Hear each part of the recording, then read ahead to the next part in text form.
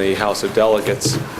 And, you know, it's obviously a great honor for him to be the governor from this area, then also a great honor for me to be serving as the Secretary of Transportation.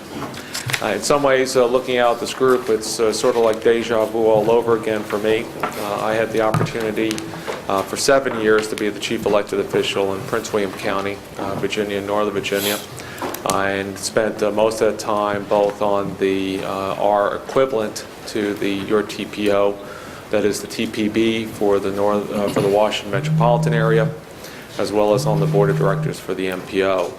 And so I understand very much the hard work that you all do and what you're trying to accomplish for your citizens and for your businesses and for your future of this region.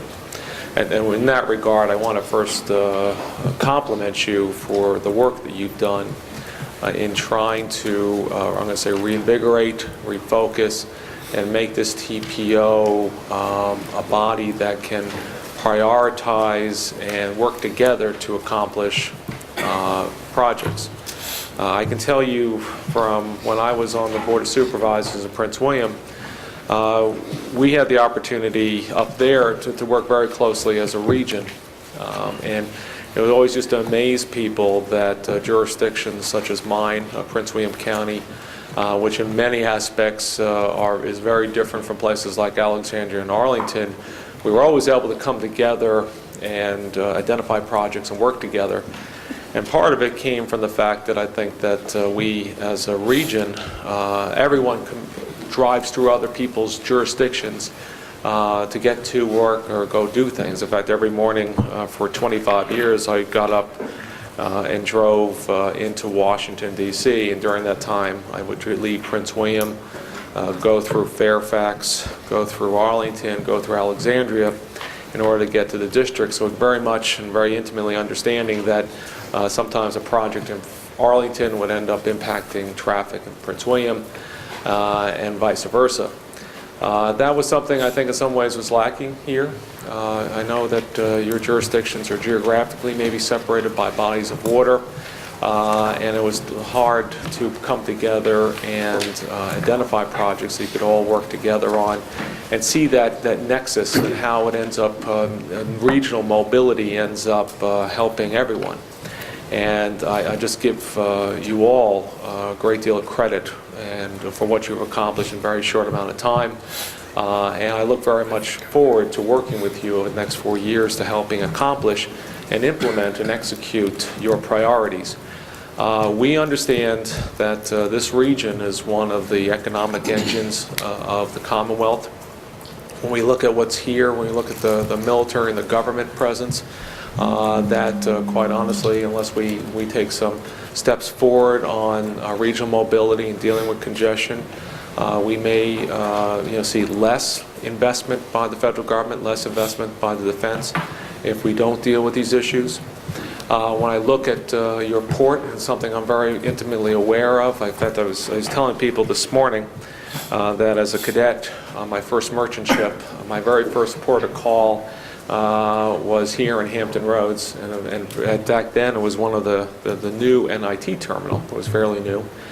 And then spent many years coming down here 1 week in a month, a couple of weeks a year as a reservist in the Navy. And then recently I was the U.S. Maritime Administrator and had the opportunity to come down here not just simply with the assets the Maritime Administration held in this area, but also to deal with the port. And that's a long way of saying that we understand very much the issues with the port and the fact that we need to make sure that we invest in the port, that we deal with the freight mobility issues, that we can end up seeing the port grow, particularly when we look out at when foreign trade, international trades resumes. We need to find ways to ensure that the freight that comes in and out of this port does so in an expeditious fashion, keeps us competitive, and also has the least impact on the people that live in this region when you look at the issues of commuting. Obviously, we are dealing with lesser and smaller budgets than we had anticipated. With the downturn, we've had to cut out of the 6-year plan well over $1 billion. That being said, we still have a fairly robust program. Our budget in our Secretariat is over $4 billion. We still invest in new construction of approximately $1 billion a year. And when we start to look at revenues, we do see that our revenue situation has stabilized, and that gives us the opportunity to be looking for more projects to end up pursuing in cooperation with you all. In that regard, I think the governor has made clear during his campaign that transportation is a very, very big issue. He very much recognizes that we need new revenues. Obviously, there's a point of disagreement, and there will be debate about what and where those new revenues come from. It's something the governor has unfortunately has not been able to turn to in this session of the General Assembly. And it's not because of lack of interest, it's basically because of the fact that we are dealing with a very major financial hole in the state's budget that needs to be closed, over $2 billion, and also the need to address with that certain issues on health care and education, and in long term trying to come up with ways to create jobs in Virginia.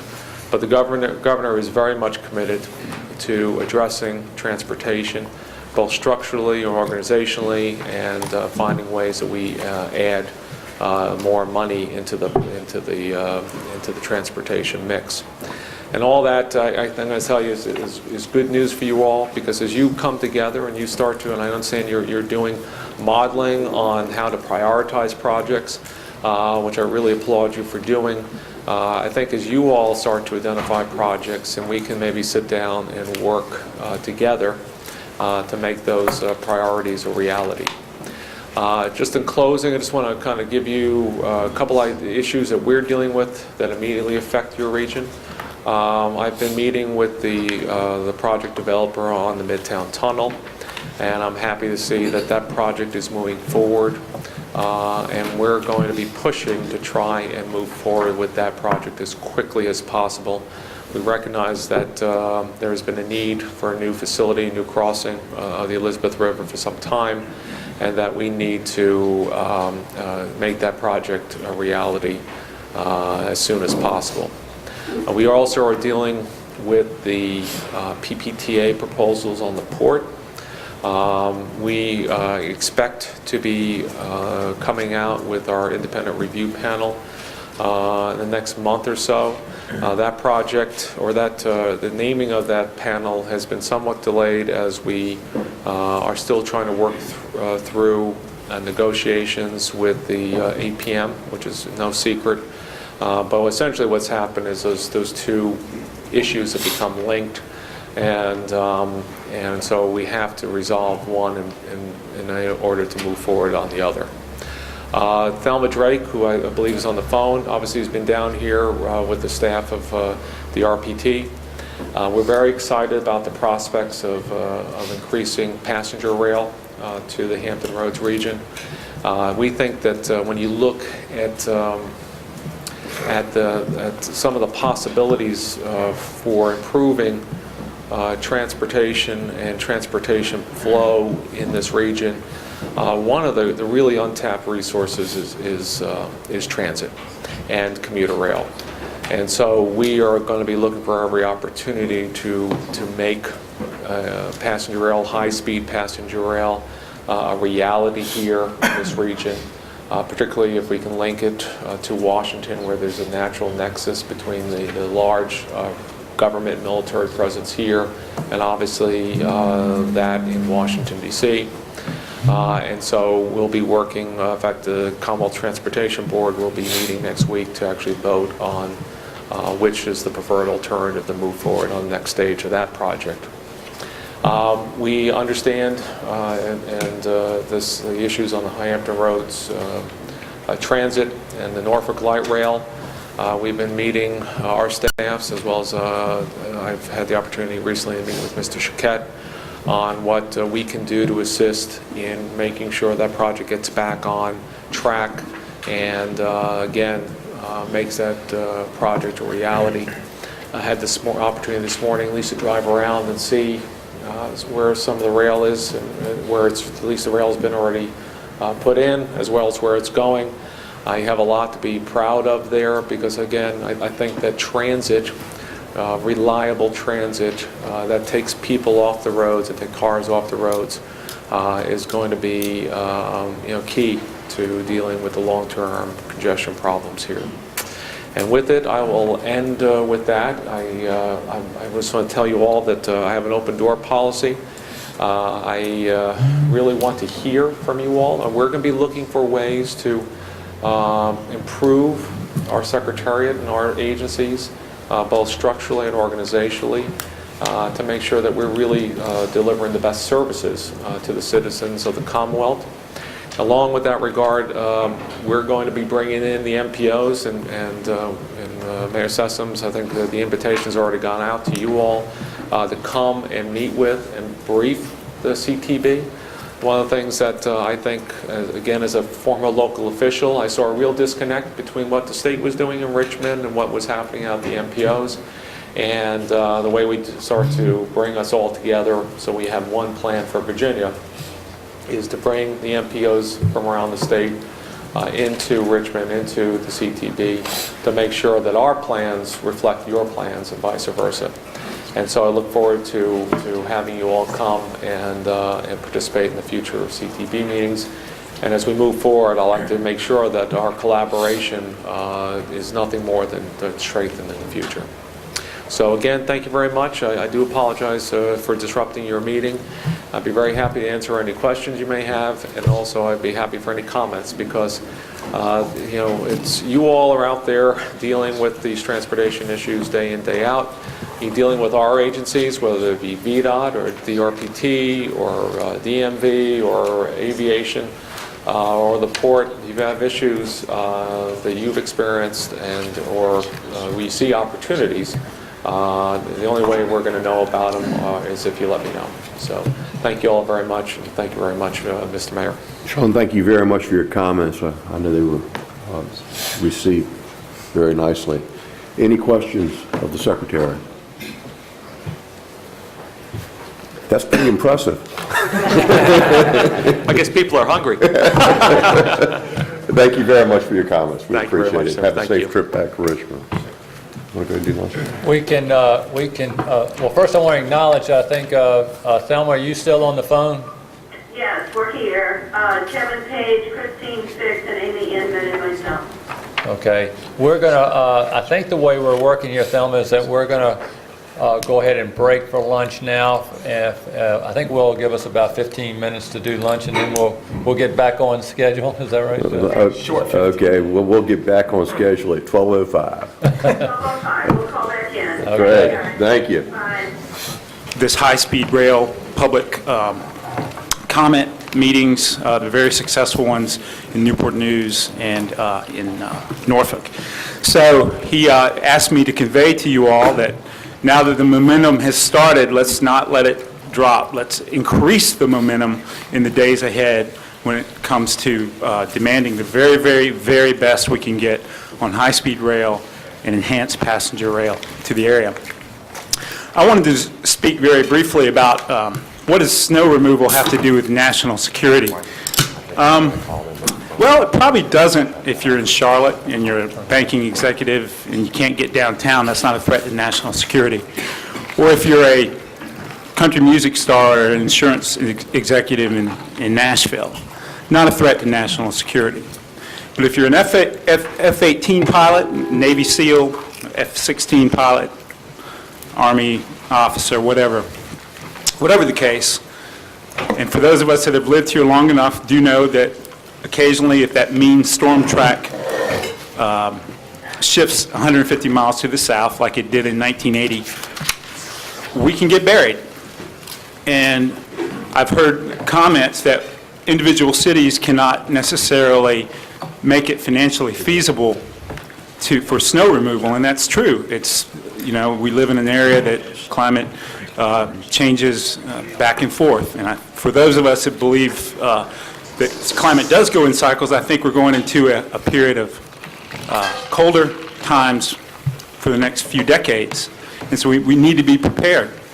But the argument should be made, and this is what I'm suggesting today, is that just as transportation is a regional issue that you guys are coming together and lobbying the United States for, I believe that in the event of a national emergency, you know, in the unfortunate event that we were buried in snow at the same time, the case could be made for federal emergency funding to have snow removal capabilities in place for this area.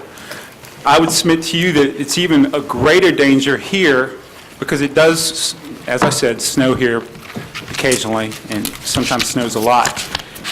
It's even greater danger here than it is in Washington, D.C., because a lot of the white-collar military jobs up there, it could be argued many can work from their home, log into a secure server. Not so here, where people have to get to their boats, to their squadrons, whatever. So I would like it just entered into the record that this be part of your discussion. Find out how we can get some federal funding for this very, very, very vital area, even in terms of snow removal. And we don't prepare for it, you know, just because it doesn't happen that often. We don't prepare for a hurricane just because it doesn't happen that often. We need to be prepared, and I think that this is something that maybe the TPO can come together and lobby the United States for. All right, thank you. I'm rambling here, but that's about it. Thank you, and best of luck in your work today. Thank you very much for your comments. We'll now move to the military transportation needs. White, if you want to introduce Frank. Yes, what we've done for you today on the TPO retreat is to have a segment where we can devote some time to talk about what you've already heard initially from Admiral Bensel. What we've done is I've invited several folks here, really for this item in particular, Frank Roberts, and he's going to introduce a couple of folks. I've got Aubrey Lane, I think, and Dana will probably wrap up some comments on the military, how they view for transportation the allocation or the lack of allocation in terms of their ability to carry out their functions and their commands and their missions. So, Frank, it's all yours. Frank, we're glad to have you here. Good afternoon, Mr. Chairman, members of the TPO. As you've heard, I am Frank Roberts. I'm the Executive Director of the Hampton Roads Military and Federal Facilities Alliance.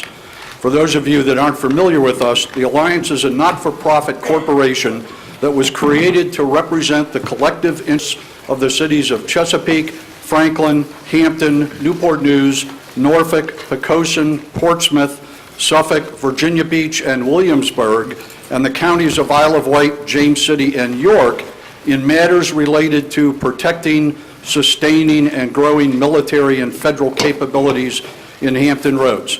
As I expect you realize, the fact that Hampton Roads is home to so many military and federal activities means that right now almost 50 cents of every dollar of economic activity is because of federal spending.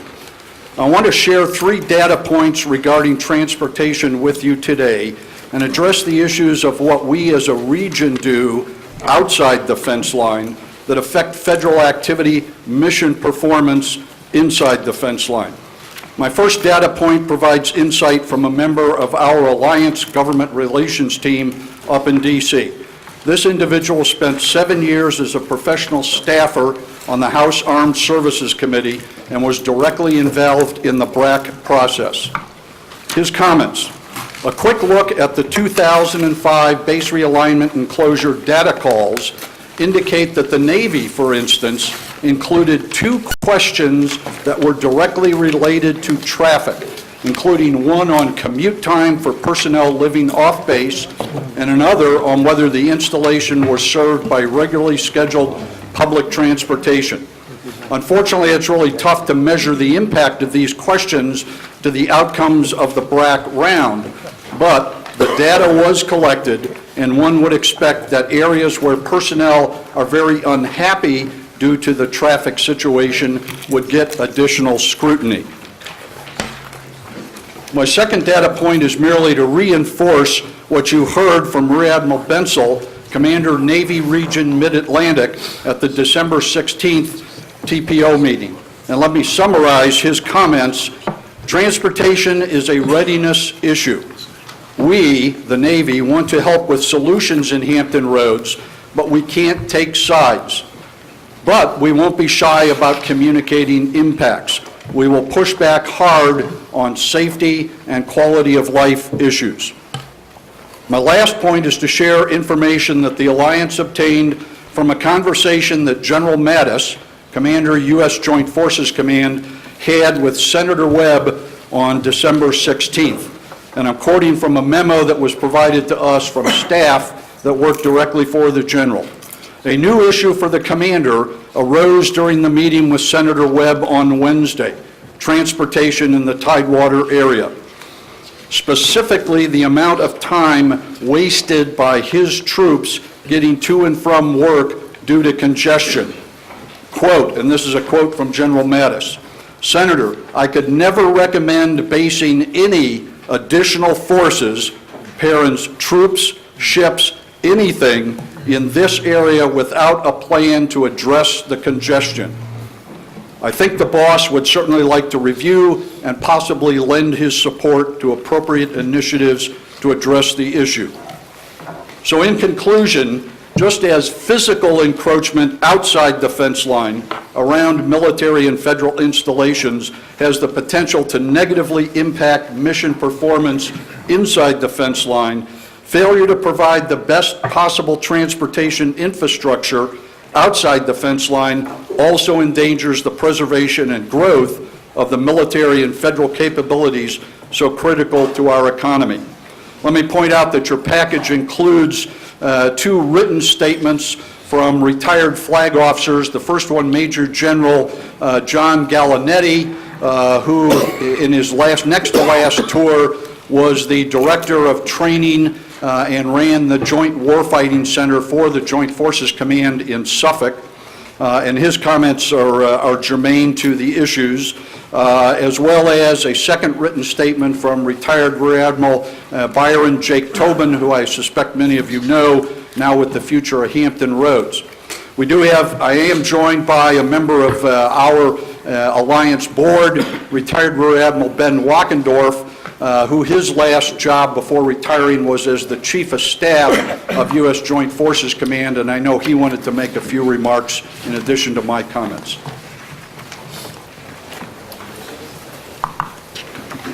We welcome you today. Thank you, sir. Ladies and gentlemen, I'm Ben Wackendorf. I'll keep my remarks brief. Very distinguished audience here, and I won't repeat anything that General Gallinetti or Admiral Tobin said in their letters, but I certainly agree with what they did say. I recently retired from 38 years of active duty in the Navy. The last 3 of those were Chief of Staff of U.S. Joint Forces Command. That's the Operational Unified Commander for Air Combat Command, for Army Fleet Forces Command, Training Doctrine Command, dual-hatted for the Coast Guard Command, and Marine Forces Command. That headquarters was 7,000 people, 5,000 of them here in the Hampton Roads area, most of them civilian, unlike ships that have generally uniformed military people. These were mostly civil service. I think reason General Mattis made that comment to Senator Webb was because of some of the transportation challenges in that command being equally split between the North Suffolk Bridgeway area in a leased facility of about 2,000 to 3,000 people there, and the main Navy base at the Naval Support Annex close to the international terminal, and the tunnels and the congestion. I would like to point out that the demographics of the military forces have changed significantly over certainly my time in the military, and whereas when I first came in a long time ago, we used to have the majority of our sailors, airmen, soldiers, and Marines be single and live in barracks where they could mostly just sort of walk to their ship or their plane and live on a base. They had cars, but it wasn't a real commute thing getting to work. Now, the vast majority have families, and they don't live on a base. They tend to live out in the communities and have to commute. And I was the Navy Director of Strategy and Policy during the BRAC round. I'm under constraints of what I can say, but it's very accurate, the information that Frank reported from the source in his remarks, and it all comes down to quality of life. Transportation is a dimension of that quality of life. I'd like to close by saying things that Admiral Bensel couldn't, because he was on active duty and I'm not. And I don't have a crystal ball, and I'm not trying to sound political, but in the near term, in our Hampton Roads Military Facilities Alliance, we have discussed opportunities about the future. I'm not trying to predict it. You've all read in the newspapers about aircraft carriers going to Florida, and that deal's by no means over. But there are many near-term opportunities, in my view, that could bode well for this region. Langley Air Force Base, although the number of F-22s is coming down, instead of dispersing them, could be one of the central locations for consolidation. There's a good economic argument to do that, right at Langley, on the East Coast. It's also being considered to make that a unmanned aerial vehicle center of excellence center, which would bring in a lot of jobs. The Navy has yet to determine how they're going to base the littoral combatant ship. Many of these are about to be built, and Little Creek and the naval station at Norfolk. And this area, by the way, has, without a doubt, the world's best ship maintenance repair facilities worldwide. Nobody else comes close. A strong argument would be made for putting the LCS, as it's called, or Littoral Combatant Ship, headquartered here. Navy Expeditionary Combat Command is a growth industry, and it's right at Little Creek, with hundreds of jobs growing. The Coast Guard is looking at expanding its already large presence in Portsmouth by consolidating operational headquarters. There's some politics there, but that, I think, is going to happen sooner or later. I'm not trying to say all these things are going to happen that way, but there's certainly opportunities to do that, and I think transportation infrastructure will be a factor in the government's decision-making process as they look at those opportunities. I thank you for your time today. I'm ready to answer any questions, but barring that, I'll step aside. Thank you very much for your comments. Any questions? Thank you very much. Mr. Chairman, I've invited both Aubrey Lane and Dana Dickens on the CTB to say a few comments. So Aubrey, the floor is yours, however you'd like to do it. Just one quick comment. Sure, that'd be fine. Aubrey, we appreciate you coming over here today. Traffic wasn't too bad today. We've just heard about the impact on our Department of Defense assets that we have here. We all know the military represents somewhere around 45% of our economic base in this area. But one of the things that we don't talk about, although we alluded to it, the last presenter did, and that is that our disadvantages in this area, our competitors are using in order to not only bring other assets here, but may target some of the assets that we currently have here.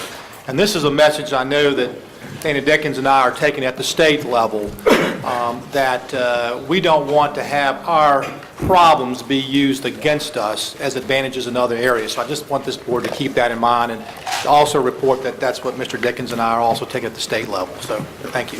Thank you, Aubrey. If you don't mind, I'll just stay right here. Clearly, the military is important to us, 45% of our economy.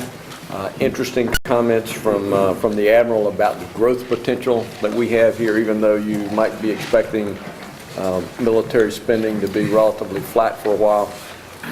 Very, very important to us. You've heard General Mattis. I would submit to you that Admiral Harvey has said the same thing. Admiral Benzel has said the same thing. It's a pretty consistent message, and one we absolutely have to heed. A lot of that obviously revolves around how this region reacts to and prioritizes our projects.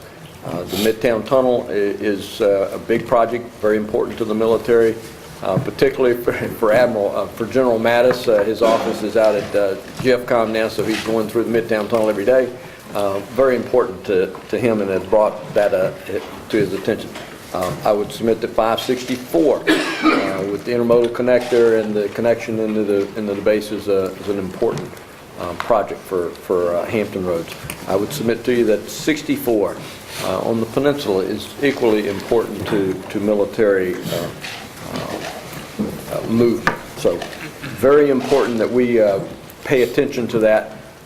And what is important about this whole process is something that I want to compliment each and every one of you on, and that is the cohesiveness that we now see here The rating and ranking system, I think, is going to be way, way more important than we will ever know in how we do when we start getting, when money starts to be allocated as we move along.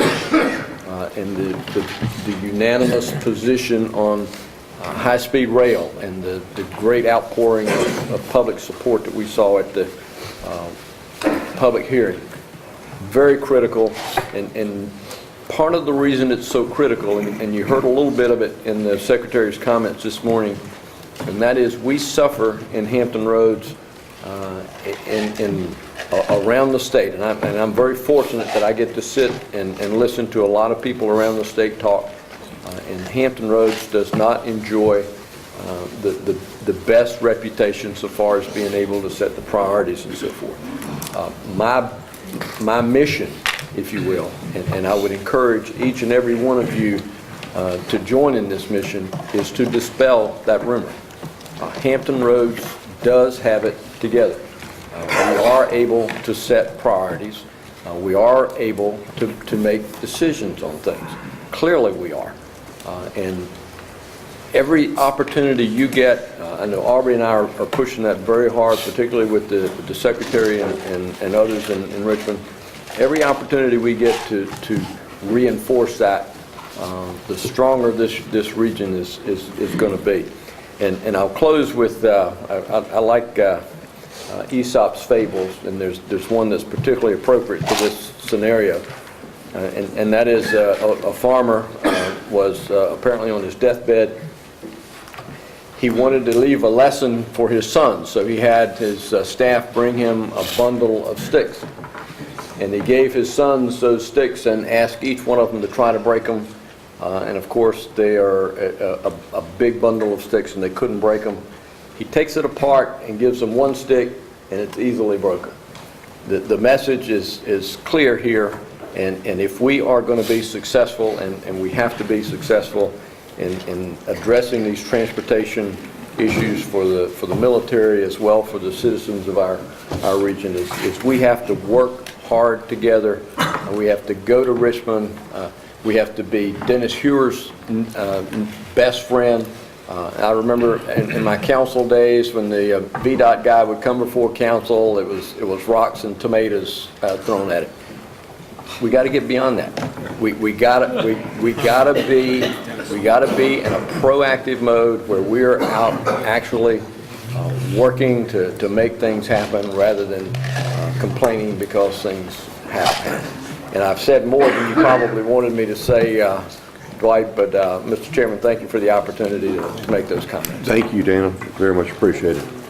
Mr. Chairman, that wraps up the formal remarks that we had planned. We didn't have a particular action for you to take today as a board, but I think what we want to do, the staff wants to do, is make sure that we are continually mindful of either the decisions we make or that we don't make have an impact on how the military views what we're doing to help them in their commands and carry out their functions. So we'll be back. I did mention to you, Mr. Chairman, as of late yesterday, while Dana and Aubrey are here, Marcia Fiol, heads up the planning and planning division, had indicated that with the new secretary and new leadership, that MPOs were going to get to have direct access to the CTB. I think preliminarily April 15th or 14th, that Wednesday. We're scheduled with 2 other MPOs to have direct contact at a CTB meeting. So that's encouraging, and I think we're going to continue to bring up this issue of military presence and what it means to us in Virginia. So we'll see you again. So that's all we have for this item. Very good. We're going to go to our next item, high-speed and intercity passenger rail service. Let me first say before I have Alex. Oh, there's Alex. Alex, you can be working your way to the podium. We're going to put you up and get your slides up. I want to remind everyone we've got Thelma. Are you on the line? We're on. Okay, and I think Kevin may be with you and the rest of your staff. And Christine Fix and Amy Inman. Okay. And we're glad to have you all here, Thelma. Thank you all for your attendance. And thank you for letting us join you this way. It was a whiteout up here, and we're now hearing state police are asking that people not use 64, so thank you. year. Okay. Secretaries, I sent the secretary before 6. Mr. Chairman, what we asked today on this particular item, as the first piece on this particular item, is to have Dr. Metcalf with Thames, whom we're signing contracts with to carry out for phase one of about a 5-month planning and thought process for high-speed rail. What I wanted to do is give him about 15 or 20 minutes for formal remarks, and then Thelma, we can, depending on questions with Alex, then we're going to give you an opportunity to come in and talk about what you've heard, and we can go from there as to, you know, whether there's any conclusions we have. But I think the first thing for everyone here is what you're about to hear from Tim's really excites me. I know the city of Norfolk has heard some of this. They're very excited about the potential. So he's got some really great things to say about what this region could be in terms of high-speed rail. Could you elaborate real quick, Dwight, how this consultant is going to be working not only with us, but also with the Department of Rail, Yes. hand in hand to enhance what they're trying to do, if you would expand? Yeah, that's a good point, Mr. Chairman. We, Thelma and I and Kevin have been working very closely here during the last 2 weeks as you've given me direction to execute a contract with these folks, which I have. And Thelma has expressed some concern, which I think she should have, that we want to make sure we're all on the same page and we're headed in the same direction. So what you're about to see are Tim's idea, Dr. Metcalf's idea of how we can develop service development plans that strengthen the work that DRPT and their consultants have already put on the table, see what your reaction is, and then also see what DRPT's reaction is. And then what we plan to do, and Alex and I have had a long conversation, several long conversations, that our agreed upon strategy within the context of the scope is to work together to support not only Hampton Roads and Hampton Roads TPO, but also support the work of the Virginia Department of Rail and Public Transportation. Now, I've just very briefly mentioned the possibility that if we can do that, and Thelma, I talked with Kevin this morning right after I talked with you, that if you all are agreeable that this work is supportive, that maybe we can go into a future partnership, carry out some work, and for some things that you think is more appropriate for us to do, we can step up to the plate with the board's approval and do that, carry out some consulting work, and then you folks can, you know, finish off with the state work necessary to do that Tier 2 draft EIS. So, Thank you. We Alex? welcome you. Oh, well, thank you very much for having us here. We really appreciate the opportunity to present to you all on the high-speed rail issue. One point I would like to make is that if you look at the title for the project, it has been slightly adjusted. We're calling it the Tier 2 Service Development Plan, and this was an idea that Thelma had to basically make sure our work was focused into the implementation and development of high-speed rail corridors, both on the peninsula and on the south side, and basically to provide a getting out a pencil and making sure we're really sharp on a lot of issues that are going to be critical to the financing, funding, and implementation of the process. So having said that, let's just talk about the objectives for the project. They were really follow from the Hampton Roads TPO resolution, which was the designation of a high-speed rail corridor along the Norfolk Southern route, and then secondly, enhancement of intercity passenger rail along the CSX I-64 corridor. In doing this work, we have set two really important objectives. Dwight has called this a campaign, and in that spirit, what we want to do is to campaign to help raise money in order to get passenger rail projects developed both in the peninsula and on the south side.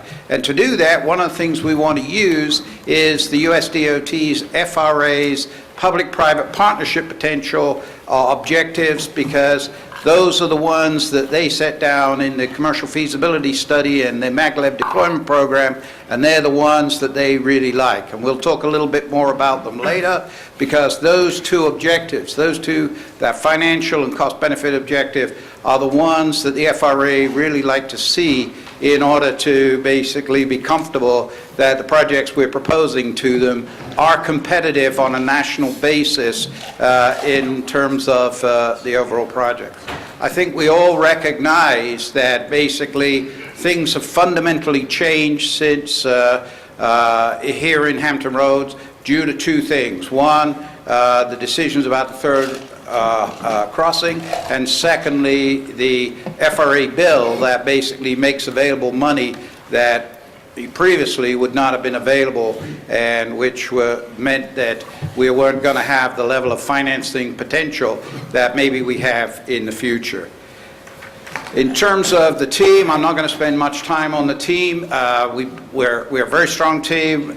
Thames is a niche firm, but we have some really highly qualified people, but in the economics area, in the operations area, and also in the engineering area. And in each of those areas, we really intend to take out the pencil and really look at what can be done, how we can optimize the situation, how we can find the sweet spot, and basically develop the alternatives that have been defined by the TPO. You've all seen the kind of projects that Thames has been in, the Midwest, Ohio, Florida, and we have one new qualification I want to put in front of you, which is that while a lot of us have talked about the fact California got a lot of money, and maybe Florida was second, in fact, the Midwest got the most money out of the AARA, and essentially Thames helped support over $3.6 billion worth of capture out of the $8 billion for our clients. So this is a very exciting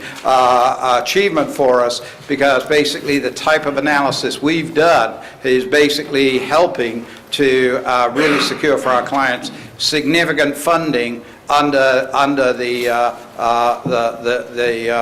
new FRA programs.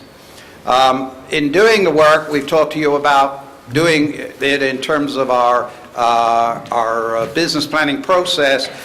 We've defined a lot of technical stuff, but basically the process is designed to give a bigger bang for the buck in terms of getting the work done efficiently and basically finding the real opportunities in each corridor and identifying what are the best financial results and trade-offs that we can find in each corridor. And to do that, we are using the Right Track business system. Basically, it's a system that Thames has developed over the last 30 years.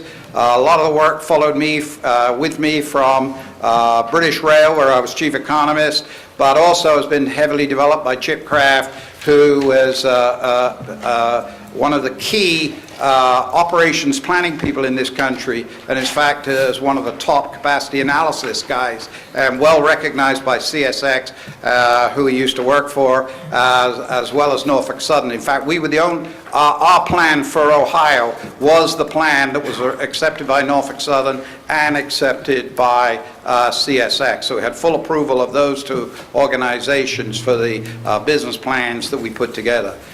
As you recognize, we're going to be dealing with the two corridors. There will be two development plans, and we will be doing an interactive analysis that looks at engineering, operations, ridership, financial and economic analysis in order to identify the most appropriate trade-offs and to find the best options for each of those corridors. In terms of doing that, the first step in the process, a step we've already taken, we got under contract on the 28th of January, thanks to Dwight's great efforts, and we have already begun the process of putting the track up into the computer, and in fact we have most of the CSX and all of the Norfolk Southern track up in the computer, and the reason we're so interested in having the ability to walk the track is because of the high costs associated with grade separations in these corridors, which is really high compared with what we would normally expect. Normally we would expect about 5% of the capital cost to be associated with grade crossings in a sealed corridor. In this particular case, we find 20-30%, and we want to review each of those decisions and see if there are capital cost savings that we can basically develop in terms of those corridors. We would do that using the unit cost basis that we have developed for the software, and essentially we'll be looking at speed improvements versus line capacity upgrades, and of course we were working with CSX and Norfolk Southern, since the capacity issues on each corridor are going to be the decisions of those two railroads, and we have to work with them to basically ensure that we have got the most effective options. We have held them harmless in terms of their freight operations. Our aim is not to impede their freight operations. Their freight operations are very important to the economy of this region, and we intend merely to supplement capacity in order to ensure the passenger operations are possible. One key area will be our work in timetable speeds. One thing is we'll be looking at both the 79 and 90 mile an hour technology, conventional Amtrak that was looked at previously, but we will be supplementing that by looking at the high-speed train alternatives that have been typically used for the Midwest and for Florida and other areas where basically people are looking at high-speed rail versus the higher speed rail that has already been studied. Basically, the advantage of high-speed rail is that these trains have much better acceleration and performance characteristics, and we'll be looking to see if effectively, by adopting high-speed train technology, we can effectively improve on timetables and therefore improve on the quality of service that's offered in each of the corridors as we drill down into the Tier 2 analysis. In doing that, one of the areas that we will look at will be the question of operating costs. Operating costs are very critical. We believe that the operating costs can be sharpened a lot. Basically, the Amtrak suggestion is that we pay about $60 or $70 a train mile for train services in the two corridors. We basically have found that the true cost is about $30 to $35 a train mile for train operations, and in fact Amtrak is charging most of its clients only in the $30 range, so that, for example, on the peninsula, instead of $65 million subsidy as proposed by the statewide resource allocation plan, that bill would be cut to $35 million, which is a substantial saving, whether it's paid for by the state or by the local regions.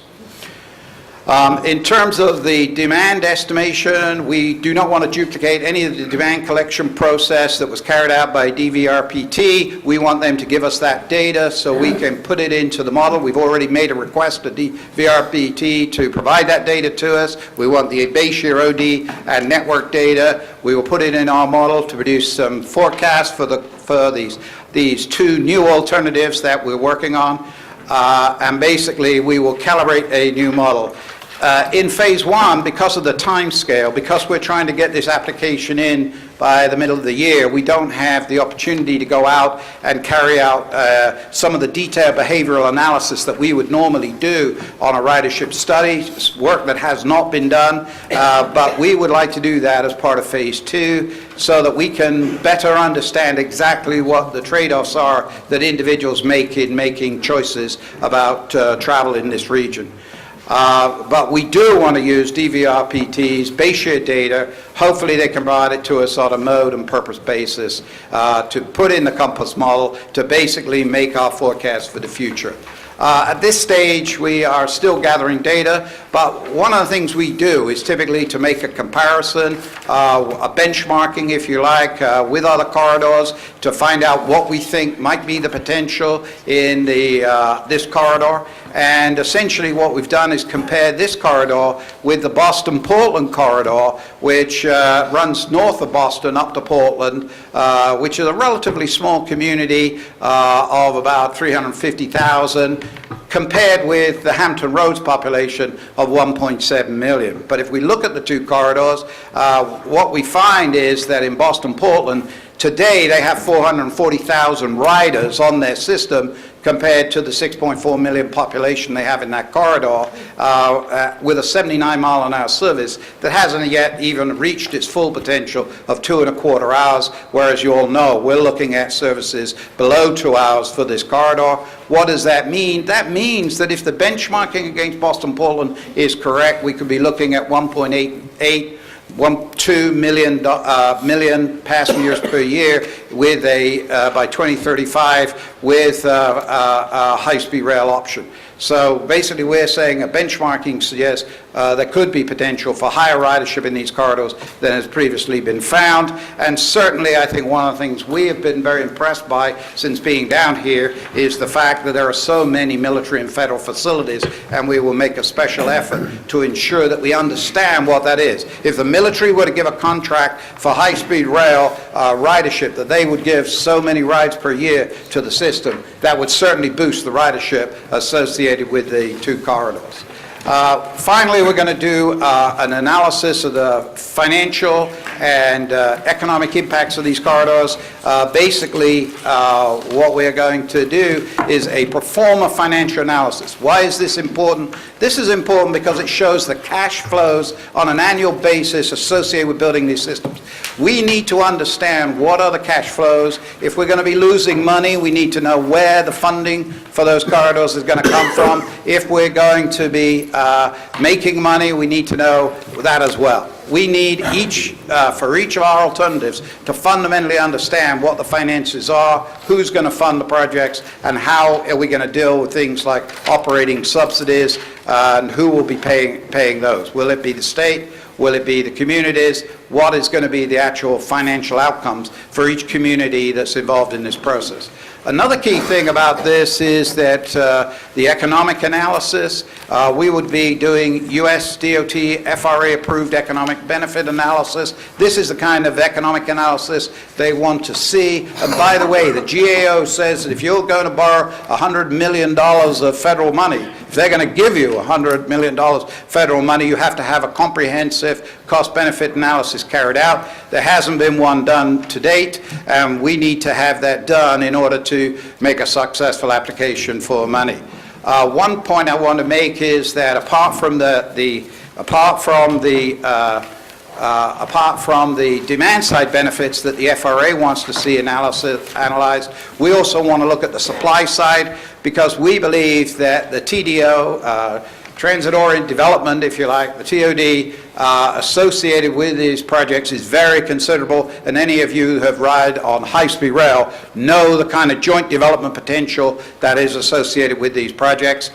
This could account for 10 to 20% of the total project value, and if we had to find local match against federal dollars, could amount to a significant amount of the money that's needed in order to basically fund the project from the state and the local community perspective. The wrong way.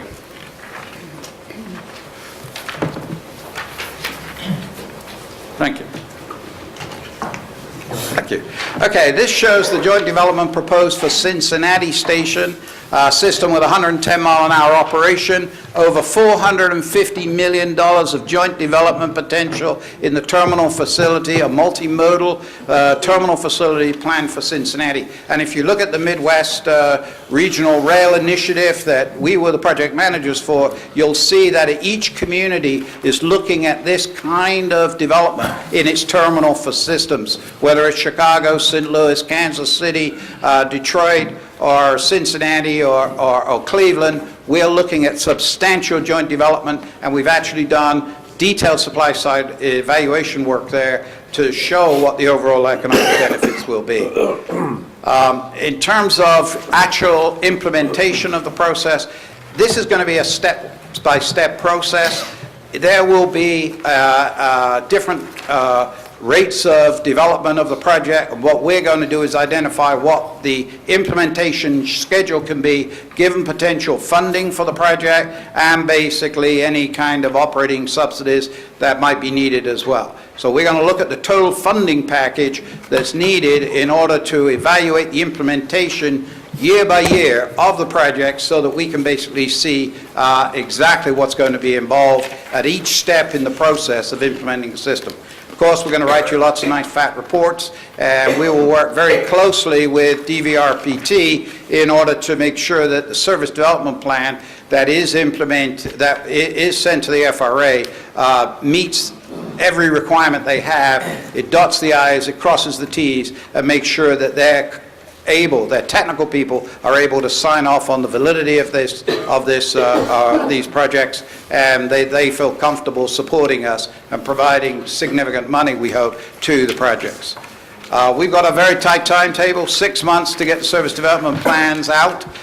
We know that we're under the gun here. I've already reduced my time scale from 6 months to 5 months in the first phase, and basically we understand that a lot of things won't be able to get done in this first phase that will be put off into a second phase, but which can be dealt with later. The key thing at this point is to get into the round 2 application for money and basically make sure that we've got the best possible application that we possibly can make. And with that, thank you very much. Thank you very much. Any questions, please? If you want to get something. If there are no comments or questions, I mean, we'll turn it over to you in a minute here, Thelma, but just want to make sure while we had Alex here, he's going to be here, you're going to be here through tomorrow. Yes, indeed. Snow in Washington. Yeah. Thelma, we may want to try to get a conversation this afternoon or tomorrow, so you may want to think about that with myself and you and your folks and Alex, and talk about some things we talked about this morning. But again... And is he still going to be there on Friday, Dwight? Unfortunately, we leave for Fort Worth on the last flight out of here on Thursday night. Oh, okay. Okay, so I was going to say, but we can do a telephone conversation. I guess it's my turn, Dwight? Yes. When I first read your presentation, my very first thought was that we're duplicating efforts. And that's been a huge concern of mine, that if the TPO enter into a contract, that there be a value added to the TPO. And one of my questions, since your resolution calls for a long-term high-speed rail, intercity passenger rail consultant to guide the board through development of a strategic high-speed and intercity passenger rail plan, more like a Hampton Roads vision plan, so that you're putting your things in place, we're doing our side of it, and we're sharing information. You've talked a lot about this joint development plan, which we did do a joint development plan on the Newport News side, but things like station design, downtown facilities, economic development issues, so that we're not both walking in each other's space and really duplicating efforts. I mean, my absolute first reaction was, let's just let him do this, and then we'll wait, and then we'll do the Tier 2 EIS when he's done, if that's where you want to go, because I can't see us both doing the same thing. Right? You want me to respond? Yeah, Alex, if you would. Thank you very much, Thelma. The aim is not to duplicate anything. What we're trying to do here is to drill down and to develop the most effective alternatives for both the peninsula and the south side. Well, Alex, let me stop you for a minute. You did mention 2 new alternatives that aren't in here. That was the purpose of the Tier 1, is so that we find the alternative that we're going to use. If the TPO is telling us that they want to explore new alternatives, then we need to stop. I mean, we're stopped in our tracks, and I don't think that anybody wants that. Well, I don't think you quite, maybe you misunderstood me, Thelma. What I was saying was 2 alternatives. I meant a enhanced passenger plan for the north and a high-speed rail for the south. So those 2 alternatives are, you know, what you would consider one alternative. But we are proposing... We've heard that term enhanced a lot at the Norfolk Public Hearing, and we would like for you to define what is an enhanced plan.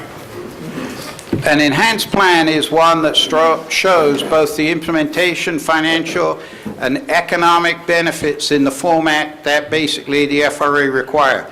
That was not produced to date, and basically we feel that that is a very important component of any FRA application. I think the reason... We don't do that right now in the Tier 1. No, absolutely not. I mean, you haven't got that in the Tier 1. You haven't got a full cost-benefit analysis. You haven't got a performance set of financial plans. You haven't got an implementation plan. You haven't got even the evaluation of high-speed rail using high-speed rail technology. You've used conventional Amtrak it will be a different answer when you do that. Furthermore, compared to the Tier 1, there's at least one fundamentally different assumption, which is that there is not going to be a third crossing, which will basically change the demand forecast for the distribution of trips. So what we're saying to you is that we think that this Tier 2 service development plan is really taking the enhanced alternative 1 and refining it down to a point where it can move forward in implementation. In fact, we hope to come out with recommendations on the institutional structures that are needed in order to make these things work. And for instance, that might mean for the south side a PPP that would basically mean that you would be getting a PPP application from the south side in order to build high-speed rail in a, as a independent project, which could be funded with a large measure of private sector money as well as public sector money. Alex, that's part of my concern, is I don't feel like we're communicating very well. Our understanding of the Tier 1, of course, is to get the alternative, and a lot of the things that you commented about that Mayor Frame submitted during the public hearing either weren't Tier 1 issues or they weren't in the scope of the work. And I think we really need to fine-tune who's doing what your mission is in working with the TPO, and how we complement each other. And even after the conversation today, I just have a greater concern that you and this department are going to be at odds with your interpretation of when something should be done, which is totally different from the way that we're proceeding. So I really do have some very great concerns, and want to make sure that the TPO has a real clear understanding of what they're hiring to do, and that we have a clear understanding. And if they're going to hire you to do the work of this department, then we'll stand back, let you do that, and move ahead when it's done. I mean, I can't see us both doing the same thing on a different track and both spending money just to be a loggerhead. I think the answer to that, Thelma, has to be that it would be really good to get everybody together and make sure that, the work plan that we have and the work plan that you have are complementary. We certainly don't want to duplicate anything that is already done. We just really want to get on with defining two alternatives that are going to have some very, that are implementable and practical and can be used to get FRA funding to move the project forward. Well, and that's what I'm suggesting. Maybe the TPO wants to look at a Hampton Roads vision plan for high-speed and intercity passenger rail, more like what's mentioned in their resolution that they passed. Well, we would certainly, Thelma, be very happy to work with you in any way that you need. Mayor Frame? Just, Thelma, it's Paul Frame. Maybe it would, instead of Alex trying to respond, he's really here on behalf of the, been engaged by the TPO as a result of some conversations we had around here, trying to assist you and your office to come up with the very best plan for high-speed rail delivery, to down the 460 corridor, and also to enhance rail on the peninsula. There's no intention here of coming up with our own plan. Literally, we are here to be supportive and to work in a collaborative way. And maybe what we ought to do is convene a meeting of the folks to make sure that we, can best move forward together. Nobody wants to stop. Nobody wants to march in place. It's so important to everyone, including everybody here at Hampton Roads, as well as the Commonwealth, that we get it right. And so I know that's what your goals are as well.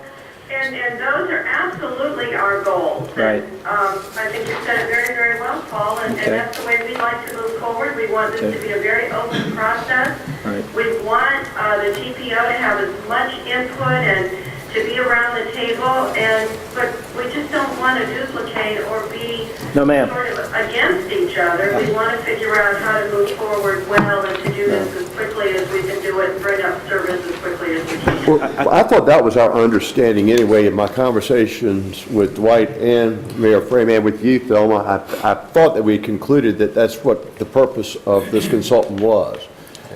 Well, and that's what I was hoping the purpose of this consultant is, but when we look at what's in front of us, that's not what we see. And when we listen to what Mr. Metcalf has just said, that's not what we hear. So Well, I think that, we're just having a communication problem of some kind. and I think the way we can best address that is to get you all together as soon as possible. And you're not going to be able to do it on Friday? Dwight, when can you get something coordinated? Yeah, he's leaving Thursday night, and I will be here today and tomorrow, and then there on Friday. We can be in Richmond tomorrow if we need to be. Thelma, are you available for teleconference this afternoon after this meeting is over? Oh, yeah, we can have a phone conversation. We'll kick it off then. If we have to come to Richmond tomorrow, we'll do that. Okay, maybe we can do it by phone. Yeah, we can do that. And Thelma, if you get with me afterwards, that I'd like to know the results, please. Okay, well, happy to do that. Thank you. Thelma, did you have anything you wanted to add other than what we've already just talked about? Now, did you want a presentation from Kevin about where we are? Or was that part of That'd be it? great. Did you send something down the way? Okay, excuse me, Mayor Frank. You know, this conversation's been terribly distressing to me. It seems like these issues should have been resolved before you come to agreement. I can't hear who's talking. I'm sorry, Thelma, it's Joe Frank. Hi there, Mayor Frank. Hi. This conversation has been very distressing to me. We agonized over the consultant thing, and your folks who were at the table expressed concerns, some of the ones you have today, about whether we'd be getting in each other's way. And now all of a sudden this emerges, and I would have thought by the time this discussion took place, there's been some consensus between our consultant and Director Drake's office. Frank, I've expressed my concerns to Dwight, to Mayor Sessom, and to Mayor Frame about what was going to be the role of the consultant and how we would work together. And I've accepted the responsibility that there may not have been good information sharing up until this point. People may have felt they weren't as involved as they should have been. And I've absolutely made the commitment that is not the way that this is going to move forward. So, And I appreciate those comments. The point I was... And I was more concerned when I got the report today that was going to be presented today. Now, I appreciate that. What I'm trying to say is, I think before we discuss this more, these issues need to be resolved internally. It's been suggested by others.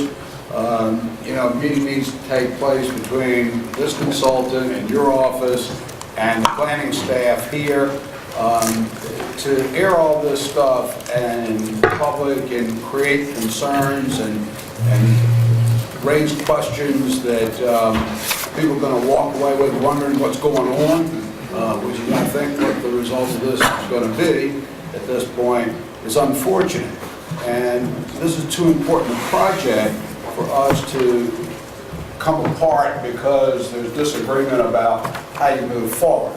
I think those issues need to be resolved by the people who have to make the technical decisions about it, the Department of Rail and the consultant and our staff. And I think we ought to call a halt to this now, move on with that discussion, and then come back and do the follow-up once there's some clarity about who's doing what.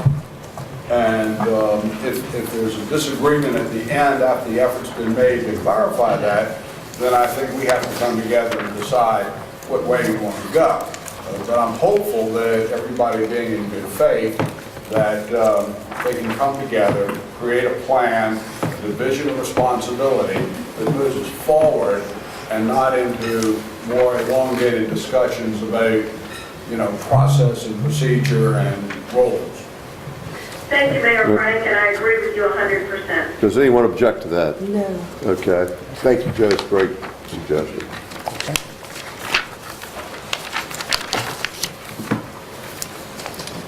Okay, the next and the final item that we're going to have in front of you today is about MPO training and orientation. I've had a couple...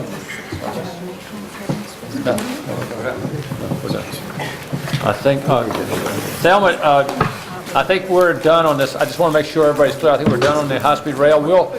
Alex and staff will get back with your staff soon after this meeting is over with, and we'll go from there. And if necessary, we'll have another teleconference tomorrow. Yeah, thanks, Dwight. We'll talk later today. Thank you, Thelma. I'll give you a call. Okay. Bye. Could I ask, though, Mr. Chairman, what kind of reporting back, because it's going to be 5 weeks until the TPO meets again. This train will be way out of the station in 5 weeks. And so I don't have a lot of comfort right now, as Mayor Frank said, and I need to understand how this communication is going to go between the members and how we're going to find out how these negotiations happen and what the scope I can report to the chair and the vice chair immediately after each of the teleconferences. And then we must get that out to the... Yeah, and then we'll get it out in an organized fashion. It was my impression, since I have a big stake in this thing, it was my impression we had worked to a point of agreement until I received a call this morning. Now, there's still concerns, and obviously there are real concerns on DRPT's plate. Alex and I have had serious and numerous conversations about their consternation, and I thought we had worked the scope to where we were working toward a Tier 2 EIS, which comes after. Well, I think that's where, I would say to you that I know that I've had general conversations with Thelma, and we were in agreement as to the purpose of this consultant, and it was to be supportive of both. Obviously, there's been a disconnect on the technical side that we got to get clarification on, and once that is clarified, we need to communicate it immediately to everyone. It appears to me it's the devil's in the details. Yeah, The details the came technical out. side is where, and Yeah. Joe, you were right on target, and I think we just got to get that resolved as quickly as we What can. occurs to me is that maybe as a result of the discussions, there's some sort of memorandum of understanding between the consultant, Department of Rail, and staff here that everybody can sort of sign off on, and that way the lines of responsibility are identified, processes and procedures and timeframes are outlined, and we have something that everybody understands and as a basic reference for moving forward. I'm not saying that's the only way to do it, but it occurs to me that that's an approach that gives everybody a chance to have their positions put in place where everybody else can understand what they are and try to get some consensus about that. Yeah, Mr. Chairman, without any other direction, I think that's what we'll try to do. Is we'll work with the idea that we'll have an MOU that will have a signature. It'll be communicated immediately once it's put together. Also, we got one more item, don't we? Got one more item. Yeah, because we want to get y'all out of here that evidently there's a terrible accident up at Lightfoot, 30-car pileup, so we want to get people out of here. Yeah, they've recommended staying off of 64, so I think that's why the Secretary was advised to go back up 460. The final item on the TPO agenda today is a couple of housekeeping things. We've been talking since the reform process started about orientation training. This is just a prototype of an orientation document that we're in the process of putting together that's going to have for you so that you know what the TPO is, what its mission is supposed to be, federal regulations, meetings, schedules, a whole bunch of things. That'll come into the orientation, and we're gonna have that available for you in the very, very near future. Regarding formal training, as of this past week, Ivan Brucker with Federal Highway Administration has indicated that he can have professionally trained people to do training, and we have talked about the August meeting, which is normally, not always, but normally canceled, we could use that slot as a training session if you desire. If you agree with that, Ivan can spin his people up. It'd be about a 2-hour session in lieu of the meeting. We normally cancel the normal meeting and do that as a training meeting. And if possible, the CTB members can be invited to be here and participate and listen to what these folks are being told by the Federal Highway Administration, USDOT people. So, Mr. Chairman, that's all I have. And if that's agreeable, we'll work toward that end. Does anyone disagree with that? I just have a question. We talked about naval training a year and a half ago, maybe, now, and it's just beyond my ability to understand why it's taken so long.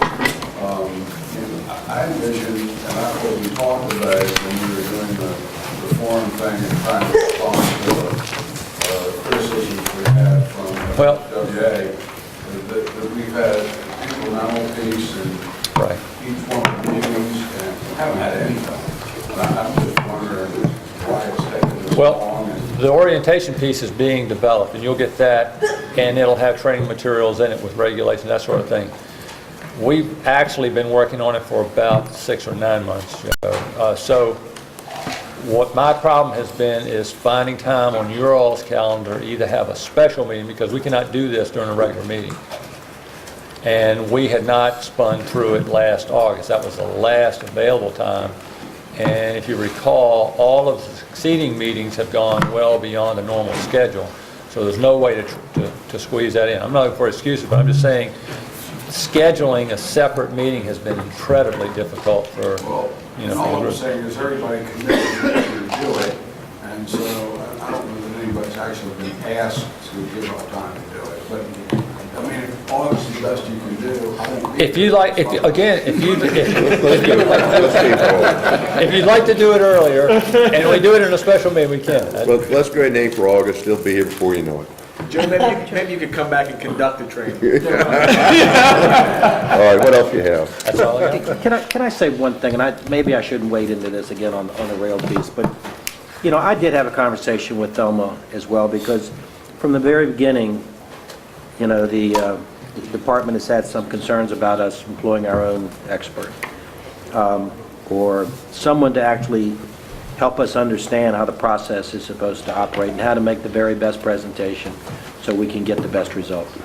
And I tried to assure her that this was seen as a way to assist the department. And that's the spirit in which this thing has moved forward, and to enhance it. And, I'm sorry she wasn't here in person, or, Kevin or somebody wasn't understand the problems, but we really do need to get this thing together. We can't move forward without the state, clearly. I mean, we've all got to be on the same page. This is too important to sort of stumble around it here. And if some way we can alleviate the concern they've got that somehow we're out here doing our own thing, or we want to change the rules or something. I mean, we don't want to do that. I mean, we want to work closely with the state. We think Alex can be at least I do think he can be a resource to us and to the Commonwealth. And Joe, I think the notion about some sort of memorandum of understanding, putting stuff down in writing so everybody knows what the rules are is really a very good proposal. And so, I hope once the meeting or the conference occurs this afternoon or tomorrow that we'll get some good results. So it really is very, very important. We got to have good results. Dennis? Chairman, another theme that I'm hearing, to get off the light rail for a minute, Secretary and Mr. Dickens were talking about prioritization. We started on that journey, and I know Kimberly Horn is here. It seems to me that initiative seems to have fallen off the radar. Now, maybe I'm not looking at the radar screen, but on mine, there was a draft report. To my knowledge, it has not been distributed to the steering committee. And I'd like to know, where are we? Dwight, do you have a response? Well, I thought the ball was in your all's court there. You're a consultant. We had a time frame. We're funding it for the TPO. It's not VDOT's consultant. Well, it's your on-call, VDOT's on-call consultant. I was of the impression that we had an agreement. We have a time schedule. As far as I know, we're on that time schedule. We have in-house work to do. We said at this meeting on the record, we would come back possibly in the April-May time frame and complete the work that we had in front of us for that third leg. The April, May is what I heard. I'm not sure, and I'm pretty certain that's on the record. Am I not correct? That is on the record of the TPO's proceedings. So that's the schedule I'm on, and I think we're right on track. Okay. Maybe I'm misinformed, but I'm curious and concerned that we've got at least something that can be used right now with two components of it. Right. And that doesn't seem to be proceeding to be maybe wrapped up as a standalone, that we have something to use while we develop an enhancement to the system. Well, it's my understanding we were going to use the three-legged stool concept, not the two-legged stool concept, so. All right, any other comments? Thank y'all for taking the time to be here today. Thank you very much.